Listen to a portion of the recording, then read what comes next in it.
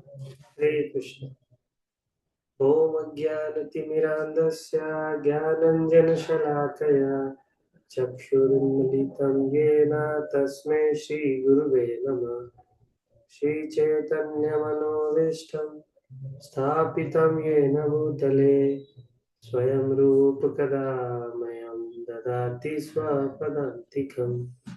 वन्देऽहं श्रीगुरुं श्रीयुतपदकमलं श्रीगुरून् वैष्णवांश्च श्रीरूपं साग्रजातं सहगण रघुनाथान्वितं सजीवं साद्वैतं सावधूतं परिजनसहितं कृष्णचैतन्यदेव श्रीराधा कृष्णपदां सागरललिता श्रीविशाखान्वितांश्च हे कृष्ण करुणा सिंधु दीनबंधु जगतपते गोपेश गोपिका कांत राधा कांत नमस्तुते तप्त कांचन गौरंगी राधे वृंदावनेश्वरी वृषभानुसुते देवी प्रणमामि हरिप्रिये पंचाकल्पतरुभ्यश्च कृपा सिन्धुभ्येव च पितानां पावनेभ्यो वैष्णवेभ्यो नमो नमः।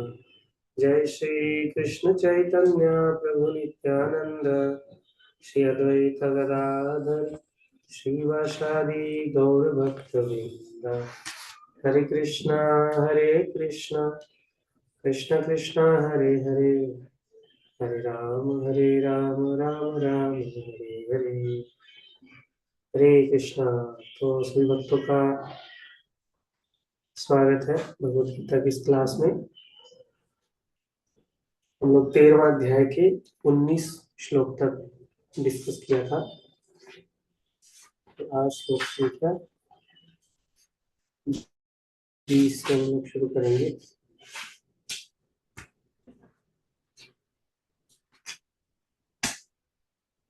तो दो प्रकार के जो प्रश्नों के उत्तर थे, अभी भगवान का अर्जुन को व्याख्यान करेंगे, प्रकृति और पुरुष।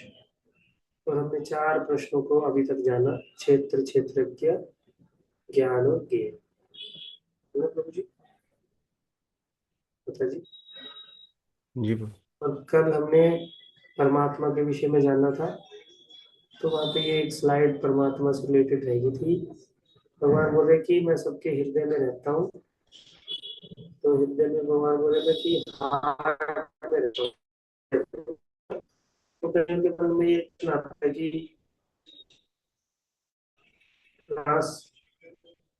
हृदय की जो सर्जरी किया जाता है, ट्रांसप्लांट किया जाता है, तब जो हृदय है वो उसकी आत्मा कहाँ चली जाती है।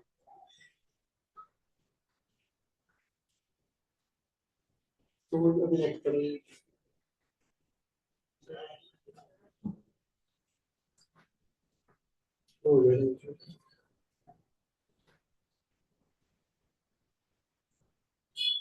तो ये बताया जाता है इसका उत्तर कि जो हृदय है वो तो एक तरह का ऑर्गन है। आत्मा जो है ऑर्गन में नहीं होती, एक सूक्ष्म हृदय है।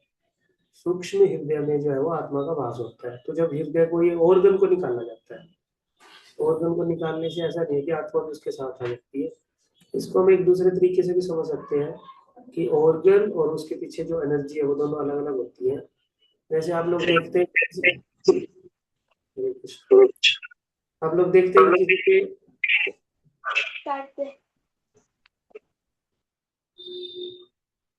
किसी के कान होता है, ठीक ठाक कान होता है देखने में, लेकिन फिर भी वो सुन नहीं पाता। कोई बोलते हैं ना बहरा होता है, लेकिन ऐसा नहीं है कि उसका कान नहीं होता, कान तो होता है, लेकिन वो सुन नहीं पाता, क्योंकि जो सुनने के लिए एक एनर्जी चाहिए ना, वो नहीं होती उसके पास। किसी किसी की आंख होती है, मुंह होता है, जीभ होता है, लेकिन बोल नहीं पाता। तो ये ऑर्गन जो है ना, किसी किसी चीज को दर्शाने के लिए खाली ऑर्गन होना ये सफिशिएंट नहीं है। ऑर्गन के पीछे जो एक सूक्ष्म एनर्जी काम करती है, जो ऑर्गन के पीछे एक देवता काम करते हैं, वो भी होना जरूरी है। तो इसी तरह से एक हार्ट जो है वो ऑर्गन होता है, और एक जो सूक्ष्म हार्ट होता है, वहां पे आत्मा रहती है। जब हृदय का ट्रांसप्लांट किया जाता है तो उस ऑर्गन को निकाला जाता है। जो आत्मा का प्रॉपर स्थान है, जो सूक्ष्म हृदय है, आत्मा वहां पे रहती है। ठीक है गुरु जी।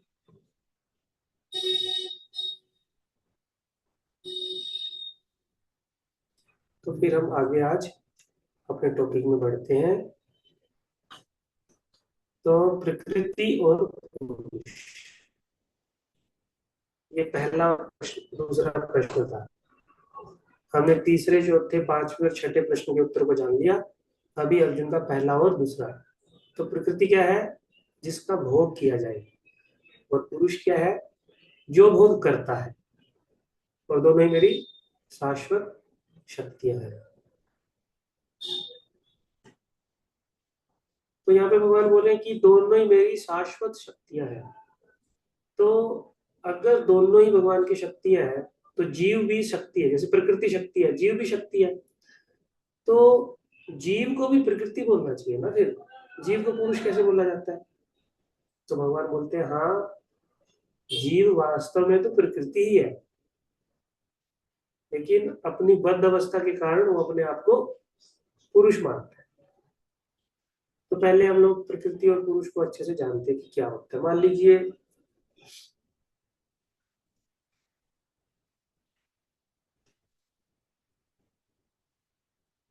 मान लीजिए कि कोई केक बना हुआ है, कहीं पे किसी ने केक बनाया है, और एक व्यक्ति जो है वो केक को खाने वाला है। तो जिसको खाया जा रहा है वो क्या है? केक। और खाने वाला कौन है? व्यक्ति। तो जिसको भोग किया जाता है उसको तो बोलते हैं प्रकृति, और जो भोग करता है उसको बोलते हैं पुरुष। जैसे केक को आदमी खाता है, तो केक क्या हुआ? प्रकृति या पुरुष?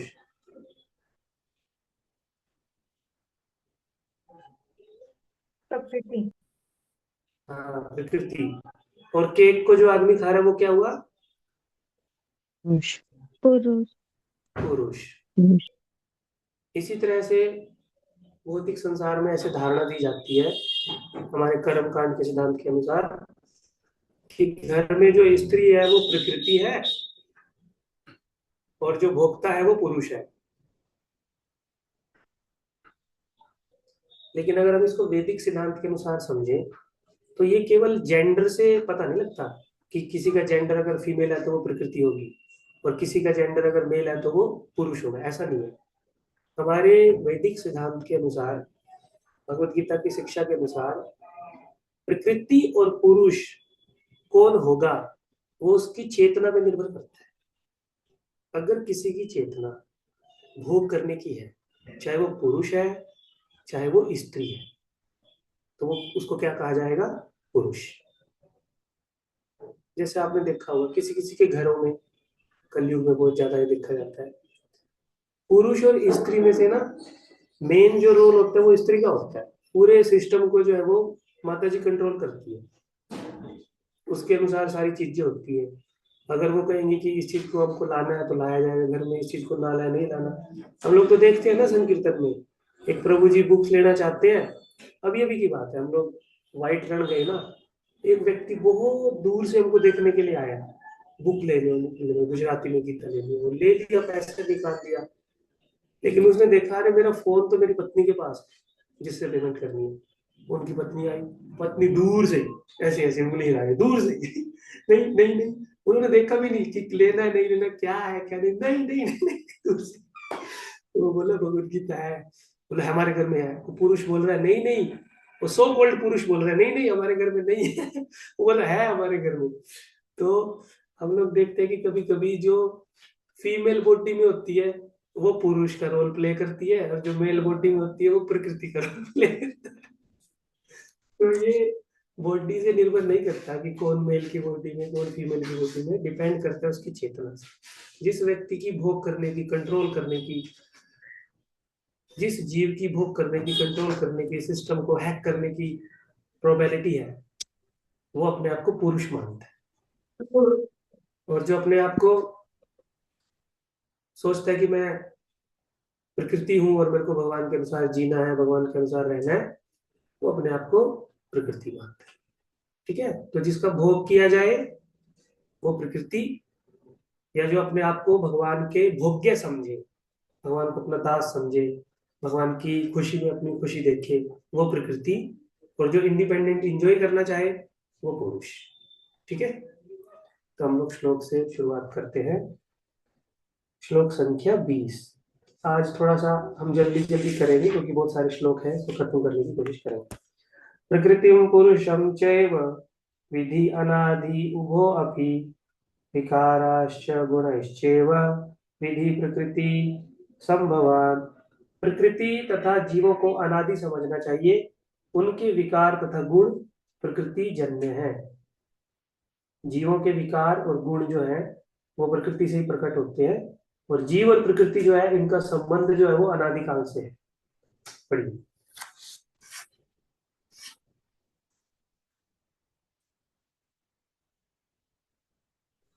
हरे कृष्णा प्रभु जी। मैं पढ़ूं प्रभु जी? हरे कृष्णा। जी जी। तात्पर्य शिल प्रभुपाद जी के द्वारा, शिल प्रभुपाद जी की जय। इस अध्याय के ज्ञान से मनुष्य शरीर अर्थात क्षेत्र तथा शरीर के ज्ञाता जीवात्मा तथा परमात्मा दोनों को जान सकता है। शरीर क्रिया क्षेत्र है और प्रकृति से निर्मित है। शरीर के भीतर बद्ध तथा उसके कार्यों का भोग करने वाला आत्मा ही पुरुष या जीव है। वह ज्ञाता है और इसके अतिरिक्त भी दूसरा ज्ञाता होता है जो परमात्मा है। निस्संदेह यह समझना चाहिए कि परमात्मा तथा आत्मा एक ही भगवान की विभिन्न अभिव्यक्तियां हैं।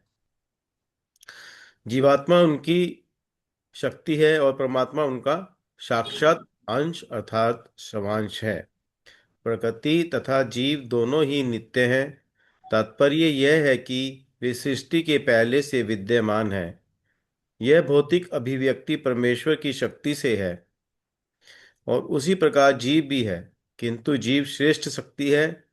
जीव तथा प्रकृति इस ब्रह्मांड के उत्पन्न होने से पूर्व से विद्यमान है। प्रकृति तो महाविष्णु में लीन हो गई और जब इसकी आवश्यकता पड़ी तो यह महत तत्व के द्वारा प्रकट हुई। इसी प्रकार जीव भी उनके भीतर रहते हैं और चूंकि वे बद्ध हैं अतः वे परमेश्वर की सेवा करने से विमुख हैं। इस तरह उन्हें वैकुंठ लोक में प्रविष्ट होने नहीं दिया जाता, लेकिन प्रकृति के व्यक्त होने पर इन्हें भौतिक जगत में पुनः कर्म करने और वैकुंठ लोक में प्रवेश करने की तैयारी करने का अवसर दिया जाता है। इस भौतिक सृष्टि का यही रहस्य है। वास्तव में जीवात्मा मूलतः परमेश्वर का अंश है, लेकिन अपने विद्रोही स्वभाव के कारण वह प्रकृति के भीतर बद्ध रहता है। इसका कोई महत्व नहीं है कि कि ये जीव या श्रेष्ठ जीव किस प्रकार प्रकृति के संपर्क में आए, किंतु भगवान जानते हैं ऐसा कैसे और क्यों हुआ। शास्त्रों में भगवान का वचन है। हरे कृष्णा। शास्त्रों में भगवान का वचन है कि जो लोग प्रकृति द्वारा पृष्ठ हैं वे कठिन जीवन संघर्ष कर रहे हैं, लेकिन इस कुछ श्लोकों के वर्णों से यह निश्चित समझ लेना होगा कि प्रकृति के तीन गुणों के द्वारा उत्पन्न विकार प्रकृति की ही उपज है। जीवों के सारे विकार तथा प्रकार शरीर के कारण हैं। जहाँ तक आत्मा का संबंध है सारे जीव एक ही हैं। हरे कृष्ण। हरे कृष्ण। तो यहाँ पे जो भी हमको इस संसार में प्रकृति के द्वारा उपलब्ध कराया जाता है, या जो भी जीवात्माएं जितने भी प्रकार के शरीर प्रकृति से उपलब्ध होते हैं, उनका मुख्य जो कारण होता है वो भगवान ही होते हैं। इसको मैं ब्रीफ में नहीं बताऊंगा, शॉर्ट में बताता हूँ कि क्या करते हैं। प्रकृति जो है वो भगवान की एक शक्ति है, माँ भी बोलते हैं उसको, जैसे माँ की तरह है वो। तो उस माँ के ऊपर जब भगवान अपनी दृष्टि डालते हैं, और वो दृष्टि जो है वो क्या है, शंभु। भगवान की दृष्टि जब प्रकृति पे पड़ती है और वो जो दृष्टि जाती है उसको बोलते हैं शंभु। ये शंभु जब प्रकृति के साथ संपर्क में आते हैं तो प्रकृति को, सारी सृष्टि को उत्पन्न करने के लिए सारे प्रकार के जीव बीज मिलता है। जैसे माँ को जो है, जब बच्चे को जन्म देना होता है तो माँ अकेली जो है वो बच्चे को जन्म नहीं दे सकती है ना। पिता के संपर्क में जब माँ आती है, पति के संपर्क में, तो माँ जो है वो बच्चे को जन्म देती है। इसी प्रकार से प्रकृति जो है, जब पुरुष, परम पुरुष भगवान के संपर्क में आती है, भगवान अपनी दृष्टि डालते हैं शंभु के माध्यम से, तो प्रकृति को सारे के सारे जीव मिलते हैं। और फिर वो जीव जो है वो प्रकृति पूरी सृष्टि में उनका विस्तार कर देती है।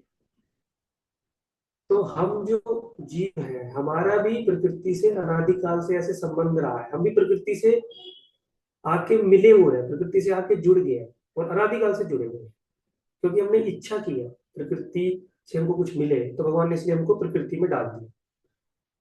वही अगला श्लोक आ रहा है, कार्य कारण कर्तृत्व हेतु प्रकृति उच्यते, पुरुष सुख दुखानाम भोक्तृत्व हेतु उच्यते। भौतिक प्रकृति समस्त भौतिक कारणों तथा कार्यों की हेतु कही जाती है, और जीव इस संसार में विविध सुख दुख के भोग का कारण कहा जाता है। तो जो भी अरेंजमेंट होता है सारा का सारा, वो कौन करती है? प्रकृति। और उस अरेंजमेंट की वजह से जो अनुभव होता है, सुख का अनुभव या दुख का अनुभव, प्रकृति के अरेंजमेंट के वजह से जो जीवों को सुख और दुख पैदा होता है, वो अनुभव किसको होता है? जीवों को। अरेंजमेंट सारा प्रकृति करती है, लेकिन अनुभव उसका किसको होता है? जीवों को। जैसे मान लो प्रकृति ने सुनामी ला दी, लाई कौन? प्रकृति, सुनामी प्रकृति, लेकिन अनुभव किसको हुआ? जीवों को। जीव दुखी हो जाते हैं, पेड़ पौधे गिर जाते हैं, पूरी पृथ्वी पे नदियां अस्त व्यस्त हो जाती हैं, तो अनुभव किसको होता है? जीवों को। लेकिन कार्य कौन करती है? प्रकृति। पढ़िए, जय राधे माता जी। हरे कृष्णा प्रभु जी, दंडवत प्रणाम। सबको दंडवत प्रणाम। तात्पर्य श्रील प्रभुपाद जी द्वारा जीवों में दर्शन शरीर दीजिए माता जी, दर्शन दीजिए। ओहो, हरे हरे कृष्णा, दंडवत प्रणाम। प्रकृति समस्त तात्पर्य श्रील प्रभुपाद जी द्वारा जीवों में शरीर तथा इंद्रियों की विभिन्न अभिव्यक्तियां प्रकृति के कारण हैं। कुल मिलाकर 84 लाख भिन्न भिन्न योनियां हैं और ये सब प्रकृति जन्य हैं। जीव के विभिन्न इंद्रिय सुखों से ये योनियां मिलती हैं, जो इस प्रकार इस शरीर या उस शरीर में रहने की इच्छा करता है। जब उसे विभिन्न शरीर प्राप्त होते हैं तो वह विभिन्न प्रकार के सुख तथा दुख भोगता है। उसके भौतिक सुख दुख उसके शरीर के कारण होते हैं, स्वयं उसके कारण नहीं। कि मूल अवस्था में भोग में कोई संदेह नहीं रहता, अतः वही उसकी वास्तविक स्थिति है। वह प्रकृति पर प्रभुत्व जताने के लिए भौतिक जगत में आता है। वैकुंठ लोक में ऐसी कोई वस्तु नहीं होती। वैकुंठ लोक शुद्ध है, किंतु भौतिक जगत में प्रत्येक व्यक्ति विभिन्न प्रकार के शरीर सुखों को प्राप्त करने के लिए कठिन संघर्ष में रत रहता है। यह कहने से बात और स्पष्ट हो जाएगी कि यह शरीर इंद्रियों का कार्य है। इंद्रियां इच्छाओं की पूर्ति का साधन है। यह शरीर तथा हेतु रूप इंद्रियां प्रकृति द्वारा प्रदत्त हैं, और जैसा कि अगले श्लोक से स्पष्ट हो जाएगा, जीव को अपनी पूर्वाकांक्षा तथा कर्म के अनुसार परिस्थितियों के वश वरदान या शाप मिलता है। जीव की इच्छाओं तथा कर्मों के अनुसार प्रकृति उसे विभिन्न स्थानों में पहुंचाती है। जीव स्वयं ऐसे स्थानों में जाने तथा मिलने वाले सुख दुख का कारण होता है।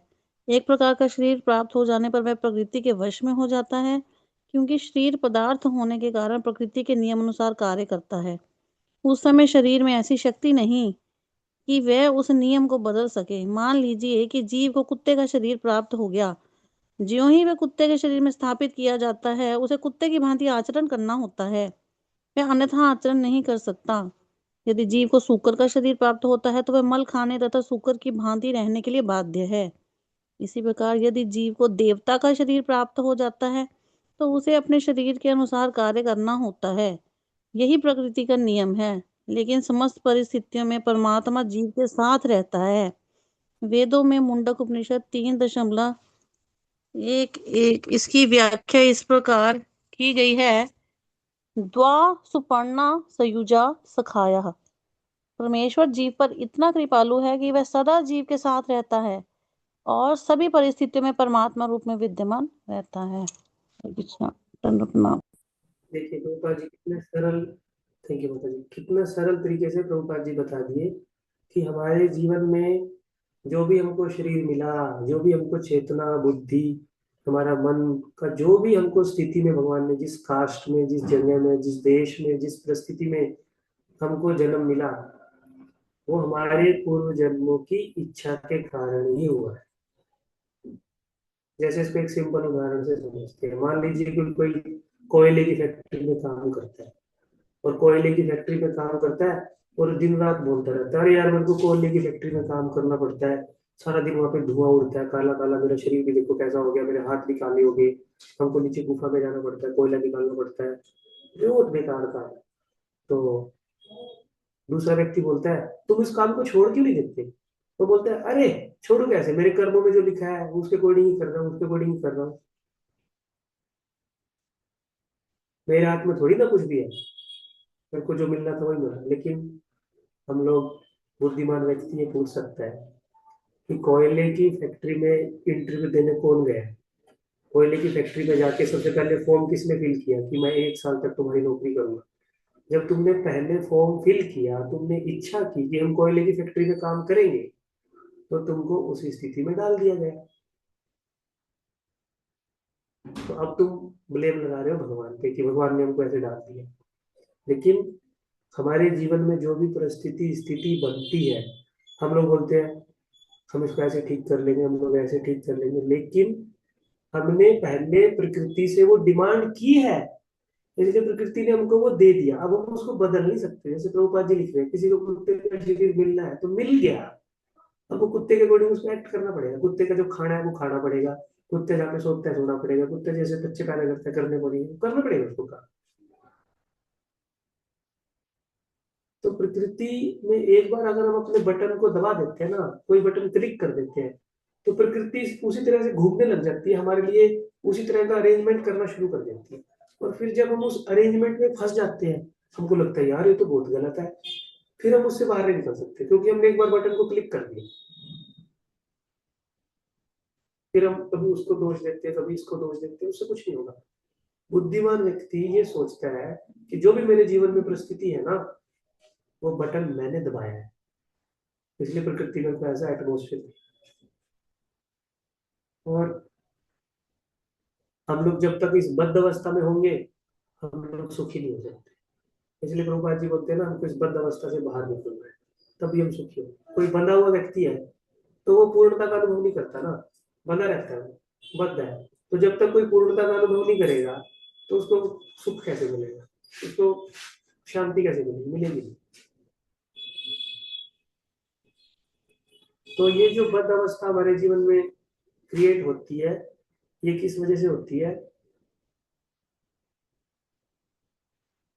अज्ञानता के कारण। अज्ञानता के कारण जीव जब अपने आप को पुरुष मानता है, अपने आप को भोक्ता मानता है। फिर से हम अपने पहले वाले उदाहरण पे आते हैं, किसान वाले। एक किसान को जमीन दी किसने? राजा ने, और बोला कि तुम मुझको अपना कर चुकाते रहना टाइम के टाइम। थोड़े दिन तो किसान ने कर चुकाया, लेकिन बाद में किसान बोलता है "अरे, मैं क्यों कर चुका हूँ, अपनी मर्जी से जो करना कर लूँ"। तो फिर क्या होगा? राजा उसको दंड देगा। इसी तरह से हमको भगवान की परमिशन से प्रकृति ने ये शरीर, ये क्षेत्र दी। तो अगर हम इस शरीर, इस क्षेत्र को राजा के अनुसार यानी भगवान के अनुसार काम में लगाएंगे, राजा ही तो बोलते हैं ना कि तुम इतनी फसल उगाना तो इतना कर मेरे को देना, अगर तुम्हारी ज्यादा फसल होगी तो ज्यादा मेरे को कर देना। तो इसी तरह से भगवान ने हमारे शरीर के लिए, इस क्षेत्र के लिए कुछ नियम बना रखे। भगवान बोले मैं तुमको ये शरीर दे रहा हूँ, तुम इस शरीर में ये करना, इस नियम में रहना, उस नियम में रहना, इसको पालन करना। अगर हम पालन नहीं करते तो भगवान फिर प्रकृति को बोलता है जाओ, वो लोग मेरी बात नहीं मान रहे, कर नहीं चुका है, उनको दंड दो। फिर प्रकृति जो है वो दुर्गा देवी के रूप में 3 जो शूल है, त्रिशूल के रूप में हमको अलग अलग प्रकार के कष्ट देती है। अब कोई ये सोच सकता है, अरे माँ तो बहुत करुणामयी होती है। एक तरफ तो आप बोलते हो प्रकृति हमारी माँ के अनुसार है, और दूसरा हमको दंड देती है। लेकिन प्रकृति का जो काम है ना, वो भगवान ने उनको ये काम दिया है कि जो कैदी इस जेल में आए हैं उन कैदियों को सुधारना। लेकिन कैदी इतने मूर्ख होते हैं, जेल में जाके जेल कीपर को बोलते हैं, अरे हमारे कमरे में गर्मी लग रही है, थोड़ा कुछ अरेंजमेंट कर दो ना। तो प्रकृति इससे खुश होगी? प्रकृति बोलेगी, अरे मैंने ये जेल इसलिए नहीं बनाई कि तुम यहाँ पे सुखी से रहो, मैंने ये जेल इसलिए बनाई है कि ताकि तुम इस बात का अनुभव करो कि तुम जेल में हो, यहाँ से निकलो। मेरे को भगवान ने ये जेल इसलिए बनाने के लिए बोला। तो अगर हम भगवान की शक्ति, दुर्गा, प्रकृति, माया से प्रार्थना करते हैं कि भगवान कि देवी दुर्गा, हम लोग इस जेल में आके फंस गए हैं और हमको इस जेल से निकालने में हमारी सहायता करो, तो देवी दुर्गा बहुत प्रसन्न होती है। फिर उनको लगता है, फिर वो अपनी माँ का जो करुणा वाला भाव है ना, वो प्रकट करती है, जीव की सहायता करती है। अरे मेरे स्वामी ने भी मेरे को यही काम दिया था कि जीवों को ठीक करके उनके पास भेजना है, और ये जीव भी सेम बात मेरे से मांग रहा है, सेम बात मेरे को बोल रहा है। तो दुर्गा देवी बहुत खुश होती है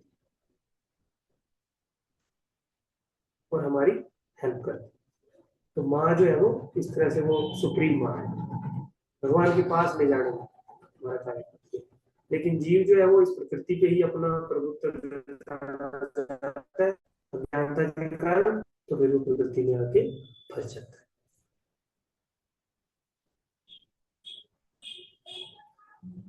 ये तो मैंने बता दिया ना, ज्ञानता बद्ध जीव स्वयं को ही परम भोक्ता मानता है, और फिर उसको अलग अलग प्रकार की योनियों में जन्म लेना पड़ता है ना, निम्न योनियों में, उच्च योनियों में। ये श्लोक तो हम पढ़ेंगे, श्लोक संख्या 22। अभी तक जो हमने पढ़ा, किसी का कुछ प्रश्न है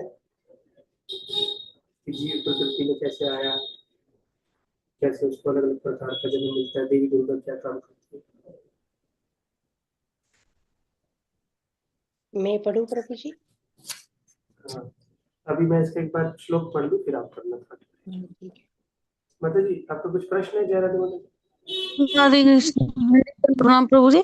प्रभु जी, आप ही ने इसमें क्वेश्चन एक लिखा होता, क्वेश्चन नंबर 2 की पुरुष जो है अगर वो प्रकृति है तो उसको पुरुष क्यों कहा जाता है, ऐसे कुछ था ना, क्वेश्चन लिखा हुआ था इसमें स्लाइड में। एक्चुअल में तो वो प्रकृति ही है, लेकिन अज्ञानतावश में वो अपने आप को पुरुष मान लेता है, अज्ञानता से मान लेता है हाँ अपने आप को, पुरुष नहीं है जीव, हाँ, ठीक है ठीक है। अज्ञानता से मान लेता है। चलिए अगला श्लोक पढ़ते हैं। पुरुष प्रकृतिस्थो हि भुङ्क्ते प्रकृतिजान् गुणान् कारणं गुणसङ्गस्य सत् असत् योनिजन्मसु। इस प्रकार जीव प्रकृति के 3 गुणों का भोग करता हुआ प्रकृति में ही जीवन बिताता है। यह उस प्रकृति के साथ उसकी संगति के कारण है। इस तरह उसे उत्तम तथा अधम योनियां मिलती रहती है। तो जीव जो है ना, इस संसार रूपी सपने में ही घूमता रहता है। एक्चुअल में ये संसार जो है ना, वो सपने की तरह है। देखो मैं आपको बताता हूँ, मान लीजिए रात को हमको कोई सपना आया, और हम रात को जब उस सपने को अनुभव करते हैं तो हमको रियल लगता है, बिल्कुल रियल लगता है। किसी को भी सपना झूठा नहीं लगता ना, जब वो सपना देख रहे होते हैं। जब हमको सपने में सुख मिलता है तो हमको सुख मिलता है वास्तव में। जब हम सपने में डरते हैं तो हमको डर लगता है। जब हमको कोई दुखी करता है तो हमको दुख होता है सपने में। तो रात के समय जब हम सपना देख रहे होते हैं तो सपना हमको रियल लगता है। लेकिन मुझे ये बताओ, जब हम सुबह उठते हैं और फिर हमें रात का सपना अगर थोड़ा सा स्मरण में रहता है, चित्त में अगर हमारे रहता है, तो हमको क्या आता है? हंसी आती है ना, अरे रात तो यार उसने मेरे को डरा ही दिया था। सुबह सपने का कोई वैल्यू है? नहीं। इसी तरह से ये जो संसार है ना, ये भी एक सपने की तरह है। वो जो है वो छोटा सपना है, प्रभुपाद जी बोलते हैं, लेकिन ये जो है वो बहुत बड़ा सपना है। लेकिन है ही सपना ये। अगर हम इस शरीर को छोड़ के अगले जीवन में जाएंगे ना, तो इस शरीर में हम लोग जो भी कुछ कर रहे हैं तो सब फीका पड़ जाएगा, तो कोई वैल्यू नहीं है। लेकिन जीव जो है, एक सपना छोड़ता है, फिर दूसरे सपने में प्रवेश करता है, फिर तीसरे में, चौथे, ऐसी प्रकृति के साथ उसका आदान प्रदान चलता रहता है। चलिए पढ़िए माता जी, आप पूर्वी माता जी आप पढ़िए। हाँ, हरे कृष्ण प्रभु जी। हरे दंडवत प्रणाम। तात्पर्य, यह श्लोक यह समझने के लिए महत्वपूर्ण है कि जीव एक शरीर से दूसरे शरीर में किस प्रकार देहांतरण करता है। दूसरे अध्याय में बताया गया है कि जीव एक शरीर को त्याग कर दूसरा शरीर उसी तरह धारण करता है जिस प्रकार कोई वस्त्र बदलता है। वस्त्र का परिवर्तन इस संसार के प्रति आसक्ति के कारण है। जब तक जीव इस मिथ्या प्राकट्य पर मुग्ध रहता है तब तक उसे निरंतर देहांतरण करना पड़ता है। प्रकृति पर प्रभुत्व जताने के इच्छा के फलस्वरूप वह ऐसी प्रतिकूल परिस्थितियों में फंसता रहता है। भौतिक इच्छा के वशीभूत हो उसे कभी देवता के रूप में तो कभी मनुष्य के रूप में, कभी पशु, कभी पक्षी, कभी कीड़े, कभी जल जंतु, कभी संत पुरुष तो कभी खटमल के रूप में जन्म लेना होता है। यह क्रम चलता रहता है और प्रत्येक परिस्थिति में जीव अपने को परिस्थितियों का स्वामी मानता रहता है जबकि वह प्रकृति के वश में होता है। यहाँ पर बताया गया है कि जीव किस प्रकार विभिन्न शरीरों को प्राप्त करता है। यह प्रकृति के विभिन्न गुणों की संगति के कारण है। अतएव इन गुणों से ऊपर उठकर दिव्य पद पर स्थित होना होता है। यदि कृष्ण भावनामृत कहलाता है। कृष्ण भावनामृत में स्थित हुए बिना भौतिक चेतना मनुष्य को एक शरीर से दूसरे शरीर में देहांतरण करने के लिए बाध्य करती रहती है, क्योंकि अनादिकाल में उसमें भौतिक आकांक्षाएं व्याप्त है। लेकिन उसे इस विचार को बदलना होगा। यह परिवर्तन प्रामाणिक स्तोत्रों से सुनकर ही लाया जा सकता है। इसका सर्वश्रेष्ठ उदाहरण अर्जुन है, जो कृष्ण से ईश्वर विज्ञान श्रवण करता है। यदि जीव इस श्रवण विधि को अपना ले तो प्रकृति पर प्रभुत्व जताने की चिर अभिलषित आकांक्षा समाप्त हो जाए और क्रमशः ज्यो ज्यो वह प्रभुत्व जताने की इच्छा को कम करता जाएगा त्यों त्यों उसे आध्यात्मिक सुख मिलता जाएगा। एक वैदिक मंत्र में कहा गया है कि ज्यो ज्यो जीव भगवान की संगति में विद्वान बनता जाता है त्यों त्यों उसी अनुपात में वह आनंदमय जीवन का आस्वादन करता है। हरे कृष्ण। हरे कृष्ण। तो लास्ट की जो 4 लाइनें है ना, प्रभुपाद जी ने सोल्यूशन दिया कि जीव जो है ना वो प्रकृति को कंट्रोल क्यों करना चाहता है। क्योंकि जीव जो है ना अपने आप को सुखी करना चाहता है और उसको ही लगता है जब मैं किसी चीज को कंट्रोल करूंगा, जब मैं किसी चीज को भोग करूंगा ना तो मुझको सुख मिलेगा। ये उसका मिथ्या धारणा है। लेकिन प्रभुपाद जी बोल रहे हैं जीव को जब तक आध्यात्मिक आनंद नहीं मिलेगा ना तब तक प्रकृति पे प्रभुत्व जताने की उसकी जो उम्मीद है वो जागृत रहेगी। क्योंकि वो ध्यान से समझना इस बात को, वो प्रकृति पे कंट्रोल किस लिए करता है, उसको लगता है कि कंट्रोल करने से मेरे को आनंद मिलेगा। अगर मान लीजिए उसको आध्यात्मिक जीवन में उन्नति करने से आनंद मिल गया तो जो उसका आनंद प्राप्त करने का कोटा था वो तो पूरा हो गया। तो अब वो दूसरों को कंट्रोल करने का विचार जो है वो त्याग देगा, क्योंकि वो दूसरों को कंट्रोल इसलिए कर रहा था ताकि उससे मैं आनंद लूंगा कुछ। लेकिन उसको तो आध्यात्मिक जीवन से आनंद मिल गया तो वो कंट्रोल करना भी छोड़ देता है। यहाँ पे लिखा है ना, देखो एक वैदिक मंत्र में कहा गया है कि जो जो जीव भगवान की संगति से विद्वान बनता है त्यों तो उसी अनुपात में वह आनंद में जीवन का आस्वादन करता है। और उससे ऊपर ज्यो जो वह प्रभुत्व जताने की इच्छा को कम करता जाए त्यों तो उसे आध्यात्मिक सुख मिलता जाएगा। जैसे जैसे उसको आध्यात्मिक सुख मिलता जाएगा उसकी जो कंट्रोल करने की भावना है, प्रकृति में प्रभुत्व जताने की भावना है, वो भी खत्म होती जाएगी। बहुत ही सरल तरीके से हम इसको देख सकते हैं कि जो व्यक्ति अपने में संतुष्ट होता है ना, वो दूसरों को ज्यादा डिस्टर्ब नहीं करता, और जो खुद डिस्टर्ब होता है ना, वो दूसरों को भी डिस्टर्ब करता है। ऐसा होता है ना, ऑफिस में, फैमिली में, हमारे वर्क प्लेस पे, हमारे रिलेटिव में जो ज्यादा परेशान होता है ना, वो दूसरों को भी परेशान करके रखता है, लेकिन जो अपने में रहता है ना, आनंद में अपने में रहता है, वो दूसरों को परेशान नहीं करता। तो वो परेशान क्यों है? क्योंकि उसको लगता है कि मैं दूसरों से अपनी परेशानी को सोल्व कर लूं, इसलिए वो दूसरों को प्रभुत्व जाना चाहता है। तो जो भगवान में अपना आनंद ले रहा है, अपनी खुशी में ढूंढ रहा है भगवान की तरफ, तो वो किसी को कंट्रोल ही नहीं करता। या बद्री विशाल प्रभु, आपके जॉब प्लेस में ऐसा होता है?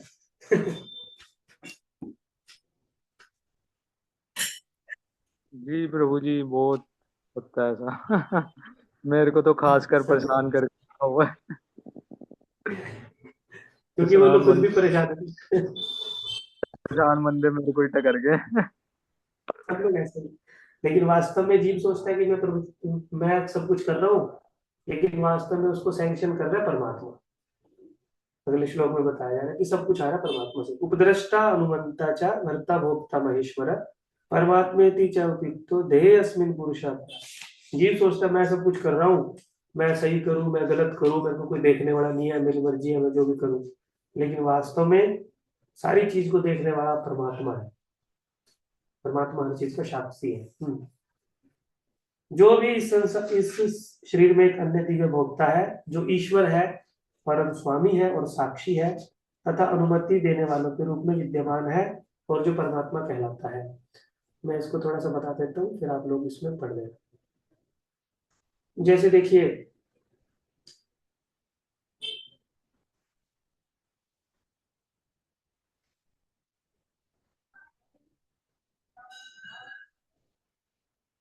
परम स्वामी है, साक्षी तथा अनुमति देने वाला है, और परमात्मा के रूप में विद्यमान है। तो जब भी हम कोई कोर्ट में केस करते हैं, तो उस कोर्ट केस को जीतने के लिए, उसको साबित करने के लिए कि हम लोग ठीक है, हमको क्या चाहिए होता है? हम्म? साक्षी। हाँ, विटनेस, गवाह। कोई बोलेगा कि मैंने मर्डर नहीं किया, वो बोला मैं तूने मर्डर किया है, तो कोर्ट क्या पूछेगा? तुम बोल रहे हो तुमने नहीं किया, अपने गवाह लेके आओ, अपने सबूत लेके आओ। तुम बोल रहे हो तुमने किया है, या उसने नहीं किया, तो तुम भी अपने सबूत लेके आओ। दोनों पार्टी को बोलते हैं अपने सबूत लेके आओ। तो जो सबूत दिखाता है, और कोर्ट में जज को जिसके सबूत ठीक लगते हैं, उसके हक में वो फैसला दिखा देता है, बता देता है ना, चाहे वो सही हो गलत हो, कुछ भी किया हो उसने, लेकिन सबूतों के आधार पर फैसला किया जाता है। इस भौतिक संसार में हमने कुछ सही काम किया या गलत काम किया, लेकिन कभी कभी पैसा देके, कभी कभी इधर उधर करके, सबूतों को मिटा के, छुपा के, चालाकी करके हम लोग यहाँ के जज को चकमा दे सकते हैं, है ना? लेकिन जो परमात्मा है वो तो हमारे हृदय में बैठा है, और परमात्मा के साथ साथ 13 और साक्षी है, जो हमेशा हमको देख रहे हैं। पृथ्वी, जल, अग्नि, वायु, आकाश, चारों दिशाएं, दिन रात, संध्या, सूर्य, चंद्रमा, देवतागण, यमराज, जो कि जज की तरह होते हैं, 13 लोग ये, और 14वें परमात्मा हमेशा साक्षी के रूप में है। तो हम जो भी कर रहे हैं, सब चीज वो रिकॉर्ड कर, इसलिए हम ये नहीं कह सकते कि हमने रात में गलती की है। रात में कौन देखेगा, चोरी की है, लेकिन रात भी अपने आप में एक साक्षी है। तो सबसे मेन साक्षी जो है वो परमात्मा है, जो हमारे हृदय में बैठे हैं हमेशा। तो इस श्लोक से हमको ये शिक्षा मिलती है कि जो ये कर्म का सिद्धांत बनाया गया है ना, ये सुव्यवस्था के लिए बनाया गया है, कि समाज में सुव्यवस्था रहे, शांति रहे। जैसे इस भौतिक संसार में अगर कोई नियम तोड़ता है, तो उसको पता होता है कि मैं नियम तोड़ूंगा तो मेरे को दंड मिलेगा। तो भगवान ने भी 14 विटनेस रख दिए, और बता दिया कि ये नियम है, अगर कोई तोड़ेगा तो ये 14 लोग आके बताएंगे मेरे को, और मैं खुद भी देख रहा हूँ परमात्मा के रूप में, कोई भी नियम तोड़ेगा तो उसको दंड मिलेगा। भगवान के नियम को तोड़ के कोई भी बच नहीं सकता। चलिए माता जी पढ़िए।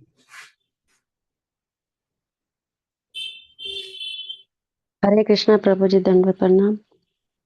तात्पर्य यहाँ पर कहा गया है कि जीवात्मा के साथ निरंतर रहने वाला परमात्मा परमेश्वर का प्रतिनिधि है। वह सामान्य जीव नहीं है, क्योंकि अद्वैतवादी चिंतक शरीर के ज्ञाता को एक मानते हैं।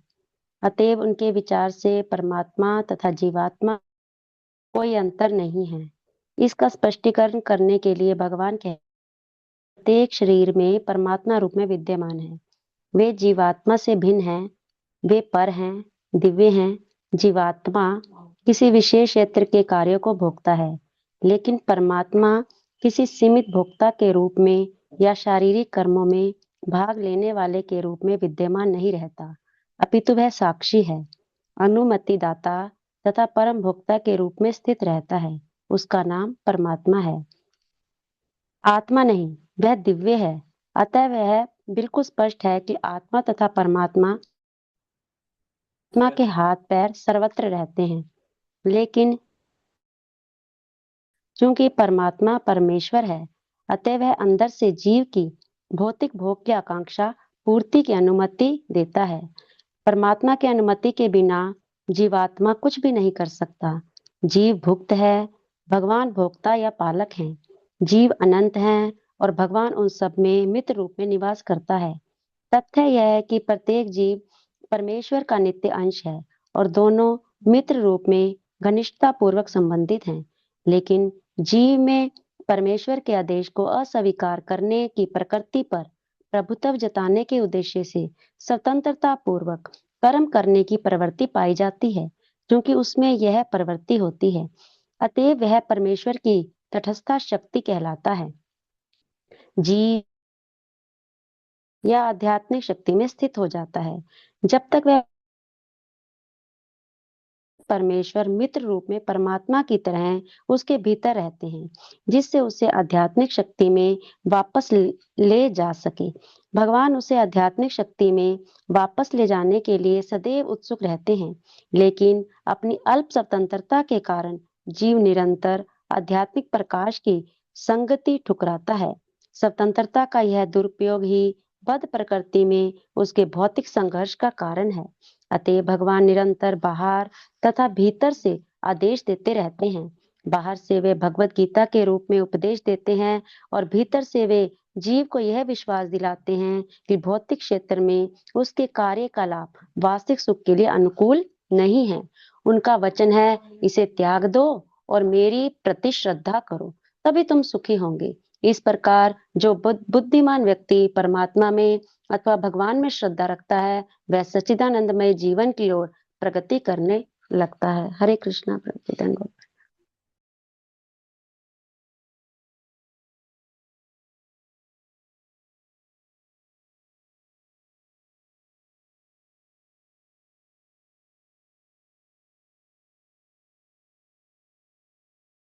आपका म्यूट है प्रभु।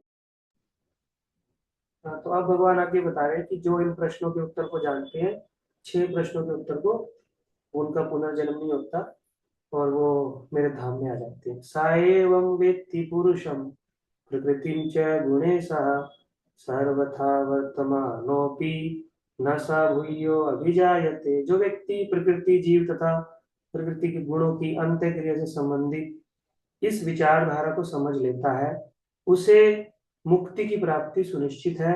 उसकी वर्तमान स्थिति चाहे जैसी हो, यहाँ पर उसका पुनर्जन्म नहीं होगा। तो अर्जुन को भगवान ने बताया कि जो प्रकृति, पुरुष और इन सबको जानता है, उसका पुनर्जन्म नहीं होता। तात्पर्य, प्रकृति, परमात्मा, आत्मा तथा इनके अंतर संबंध की स्पष्ट जानकारी हो जाने पर मनुष्य मुक्त होने का अधिकारी बनता है और वह इस भौतिक जगत में लौटने के लिए बाध्य हुए बिना वैकुंठ वापस चले जाने का अधिकारी बन जाता है। यह ज्ञान का फल है। ज्ञान यह समझने के लिए होता है कि देव योग से जीव इस संसार में आ गिरा। उसे प्रमाणिक व्यक्तियों, साधु पुरुषों तथा गुरुओं की संगति में निजी प्रयास द्वारा अपनी स्थिति समझनी है और तब जिस रूप में भगवान ने भगवत गीता कही, उसे समझकर आध्यात्मिक चेतना या कृष्ण भावनामृत को प्राप्त करना है, तब यह निश्चित है कि वह संसार में फिर कभी नहीं आ सकेगा। वह सच्चिदानंद जीवन बिताने के लिए वैकुंठ लोक भेज दिया जाएगा। अर्जुन ने प्रश्न पूछा, कोई और भी उपाय है भगवान के धाम जाने का? तो भगवान बोलते, हाँ मैंने पहले बताया तो, ध्यायेन आत्मनि पश्यन्ति केचित् आत्मनम् आत्मना, अन्ये सांख्येन योगेन कर्म योगेन च परा।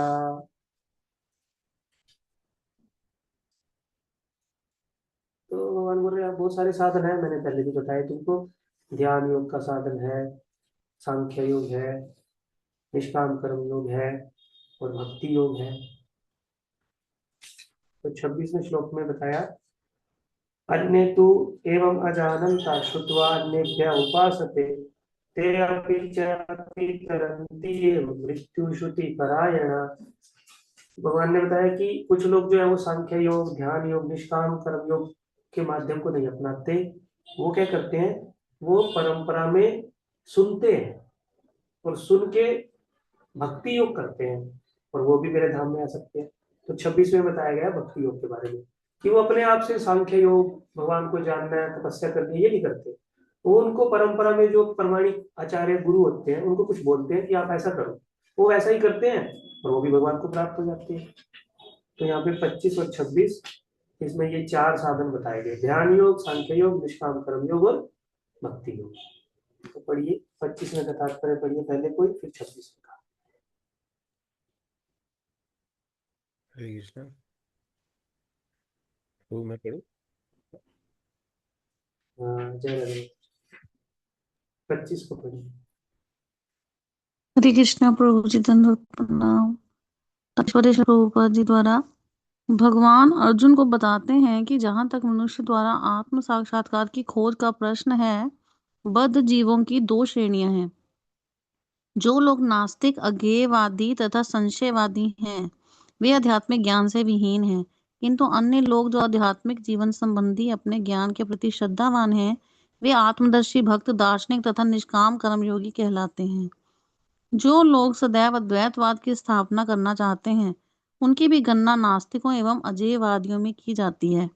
दूसरे शब्दों में, केवल भगवत भक्त ही आध्यात्मिक ज्ञान को प्राप्त होते हैं, क्योंकि वे समझते हैं कि इस प्रकृति के भी परे वैकुंठ लोक तथा भगवान है, जिसका विस्तार परमात्मा के रूप में प्रत्येक व्यक्ति में हुआ है और जो सर्वव्यापी है। निस्संदेह कुछ लोग ऐसे भी हैं जो ज्ञान के अनुशीलन द्वारा भगवान को समझने का प्रयास करते हैं। इन्हें श्रद्धावानों की श्रेणी में गिना जा सकता है। सांख्य दार्शनिक इस भौतिक जगत का विश्लेषण 24 तत्वों के रूप में करते हैं और वे आत्मा को 25वां तत्व मानते हैं। जब वे आत्मा की प्रकृति को भौतिक तत्वों से परे समझने में समर्थ होते हैं, तो वे ये भी समझ जाते हैं कि आत्मा के भी ऊपर भगवान है और वह 26वां तत्व है। इस प्रकार वे भी क्रमशः कृष्ण भावना अमृत की भक्ति के स्तर तक पहुंच जाते हैं। जो लोग निष्काम भाव से कर्म करते हैं, उनकी भी मनोवृत्ति सही होती है। उन्हें कृष्ण भावना अमृत की भक्ति के पद तक बढ़ने का अवसर दिया जाता है। यहाँ पर यह कहा गया है, कुछ लोग ऐसे होते हैं जिनकी चेतना शुद्ध होती है और वे ध्यान द्वारा परमात्मा को खोजने का प्रयत्न करते हैं, और जब वे परमात्मा को अपने अंदर खोज लेते हैं तो वे दिव्य पद को प्राप्त होते हैं। इसी प्रकार अन्य लोग हैं जो ज्ञान के अनुशीलन द्वारा परमात्मा को जानने का प्रयास करते हैं। कुछ ऐसे भी हैं जो हठ योग द्वारा अपने बालकों जैसे क्रियाकलापों द्वारा भगवान को प्रसन्न करने का प्रयास करते हैं। हरे कृष्ण। 26 में, ऐसे भी लोग हैं जो यद्यपि आध्यात्मिक ज्ञान से अवगत नहीं होते, पर अन्यों से परम पुरुष के विषय में सुनकर उनकी पूजा करने लगते हैं। ये लोग भी प्रमाणिक पुरुषों से श्रवण करने की मनोवृत्ति होने के कारण जन्म तथा मृत्यु के पथ को पार कर सकते हैं। भक्ति योग के बारे में बताया।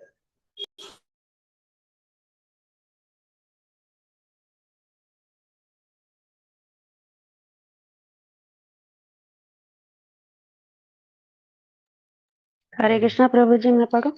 तात्पर्य क्यों? हरे कृष्णा प्रभु जी। हाँ, तात्पर्य सुंदरानंद प्रभु पढ़िया, कनिका इसके बाद पढ़। तात्पर्य श्रील प्रभुपाद जी के द्वारा, श्रील प्रभुपाद जी की जय। यह श्लोक आधुनिक समाज पर विशेष रूप से लागू होता है, क्योंकि आधुनिक समाज में आध्यात्मिक विषयों की शिक्षा नहीं दी जाती। कुछ लोग नास्तिक प्रतीत होते हैं तो कुछ अजयवादी तथा दार्शनिक, लेकिन वास्तव में इन्हें दर्शन का कोई ज्ञान नहीं होता। जहाँ तक सामान्य व्यक्ति की बात है, यदि वह पुण्यात्मा है तो श्रवण द्वारा प्रगति कर सकता है। यह श्रवण विधि अत्यंत महत्वपूर्ण है। श्रवण द्वारा प्रगति कर सकता है। यह श्रवण विधि अत्यंत महत्वपूर्ण है। आधुनिक जगत में कृष्ण भावनामृत का उपदेश वाले भगवान चैतन्य ने श्रवण पर अत्यधिक बल दिया, क्योंकि यदि सामान्य व्यक्ति प्रामाणिक स्रोतों से केवल श्रवण करें तो वह प्रगति कर सकता है। विशेषतया चैतन्य महाप्रभु के अनुसार यदि वह हरे कृष्ण कृष्ण कृष्ण हरे हरे, हरे राम राम राम हरे हरे दिव्य ध्वनि को सुने। इसलिए कहा गया है कि सभी व्यक्तियों को सिद्ध पुरुषों से श्रवण करने का लाभ उठाना चाहिए और इस तरह क्रम से प्रत्येक वस्तु समझने में समर्थ बनना चाहिए। तब निश्चित रूप से परमेश्वर की पूजा हो सकेगी। भगवान चैतन्य महाप्रभु ने कहा है कि इस युग में मनुष्य को अपना पद बदलने की आवश्यकता नहीं है, अपितु उसे चाहिए कि वह मनोधार्मिक तर्क द्वारा परम सत्य को समझने का प्रयास को त्याग दे। उसे उन व्यक्तियों का दास बनना चाहिए जिन्हें परमेश्वर का ज्ञान है। यदि कोई इतना भाग्यशाली हुआ कि उसे शुद्ध भक्त की शरण मिल सके तो वह उससे आत्म साक्षात्कार के विषय में श्रवण करके उसके पद चिन्हों पर चल सके, तो उसे क्रमशः शुद्ध भक्त का पद प्राप्त हो जाता है।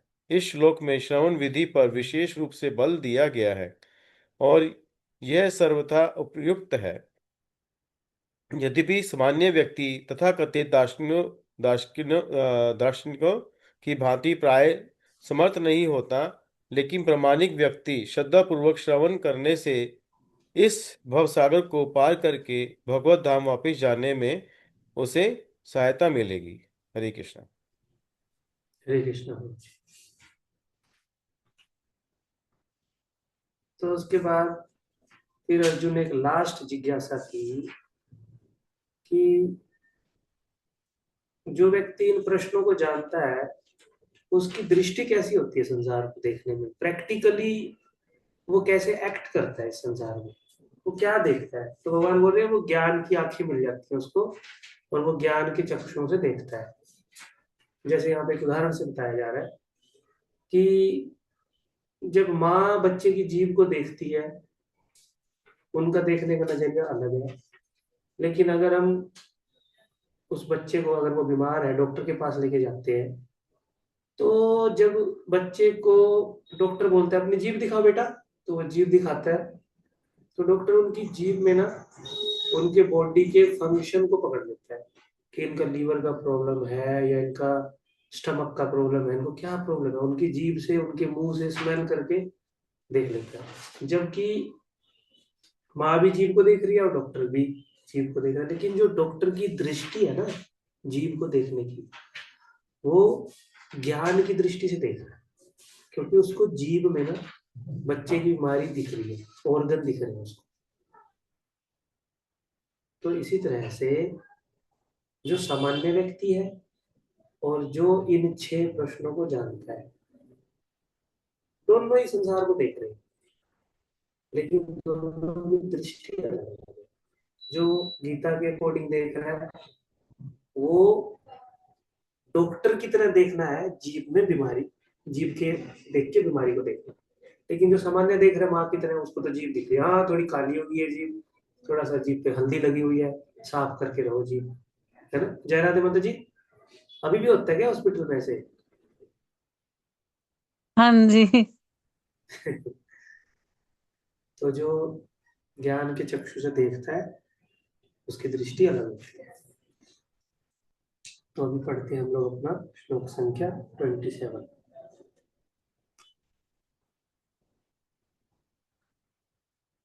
यावत् संजायते किश्चित् सत्वं स्थावर जंगमं क्षेत्र क्षत्रज्ञे संयोगात् तत्विधि भरतर्षभ। हे भरतवंशियों में श्रेष्ठ, यह जान लो कि चर तथा अचर जो भी तुम्हें अस्तित्व में दिख रहा है वह कर्म क्षेत्र तथा क्षेत्र की ज्ञाता का संयोग मात्र है। यानी शरीर और आत्मा का संयोग है, क्षेत्र और क्षेत्र के ज्ञाता का संयोग है, कॉम्बिनेशन से है। जो भी जीव तुमको दिख रहे हैं ना, उसमें आत्मा का और शरीर का कॉम्बिनेशन है। पढ़िए कनिका, वीडियो ऑन करके पढ़ो। हरे कृष्णा प्रभु जी। तात्पर्य, इस श्लोक में ब्रह्मांड की सृष्टि के भी पूर्व से अस्तित्व में रहने वाली प्रकृति तथा जीव दोनों की व्याख्या की गई है। जो कुछ भी उत्पन्न किया जाता है वह जीव तथा प्रकृति का संयोग मात्र होता है। वृक्ष, पर्वत आदि ऐसी अनेक अभिव्यक्तियां हैं जो गतिशील नहीं है। इनके साथ ही ऐसी अनेक वस्तुएं हैं जो गतिशील हैं, और ये सब भौतिक प्रकृति तथा परा प्रकृति अर्थात जीव के संयोग मात्र है। परा प्रकृति जीव के स्पर्श के बिना कुछ भी उत्पन्न नहीं हो सकता। भौतिक प्रकृति तथा आध्यात्मिक प्रकृति का संबंध निरंतर चल रहा है, और यह संयोग परमेश्वर द्वारा संपन्न कराया जाता है।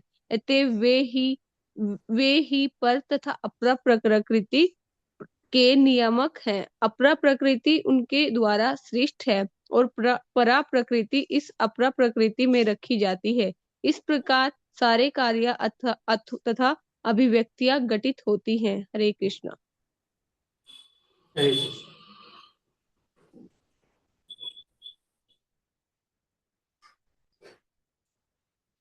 श्लोक संख्या 28। समं सर्वेषु भूतेषु तिष्ठन्तं परमेश्वरं विनश्यस्तु अविनश्यन्तं या पश्यति सा पश्यति। जो परमात्मा को समस्त शरीरों में आत्मा के साथ देखता है और यह समझता है कि नश्वर शरीर के भीतर न तो आत्मा और न ही परमात्मा कभी भी विनष्ट होते हैं, वही वास्तव में देखता है। माता जी कोई और? आरती शर्मा। हरे कृष्ण प्रभु जी। जो परमात्मा को समस्त शरीरों में आत्मा के साथ देखता है, तात्पर्य पढ़ माता जी। और जो यह समझता है, जो व्यक्ति सत्संग की तीन वस्तुओं को शरीर का स्वामी या आत्मा तथा आत्मा के मित्र को एक साथ संयुक्त देखता है, वही सच्चा ज्ञानी है। जब तक आध्यात्मिक विषयों को वास्तविक ज्ञाता की संगति नहीं मिलती, तब तक कोई इन तीन वस्तुओं को नहीं देख सकता। जिन लोगों की ऐसी संगति नहीं होती वे अज्ञानी हैं। वे केवल शरीर को देखते हैं, और जब यह शरीर विनष्ट हो जाता है तो समझते हैं कि सब कुछ नष्ट हो गया है, लेकिन वास्तविकता यह नहीं है। शरीर के विनष्ट होने पर आत्मा तथा परमात्मा का अस्तित्व बना रहता है, और वे उनके विनष्ट होने पर विदित चर तथा अचर रूपों से संदेह जाते रहते हैं। कभी कभी संस्कृत शब्द परमेश्वर का अनुवाद जीवात्मा के रूप में किया जाता है, क्योंकि आत्मा की शरीर का स्वामी है और शरीर के विनाश होने पर वह अन्यंत्र देहांतर जाता है। इस तरह कुछ लोग परमेश्वर शब्द का अर्थ परमात्मा लेते हैं। प्रत्येक दशा में परमात्मा तथा दोनों रह जाते हैं, वे विनष्ट नहीं होते। जो इस प्रकार देख सकता है वही वास्तविक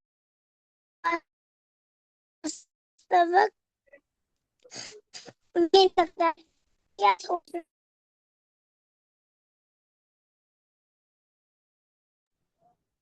हरे कृष्णा। थैंक यू माता जी।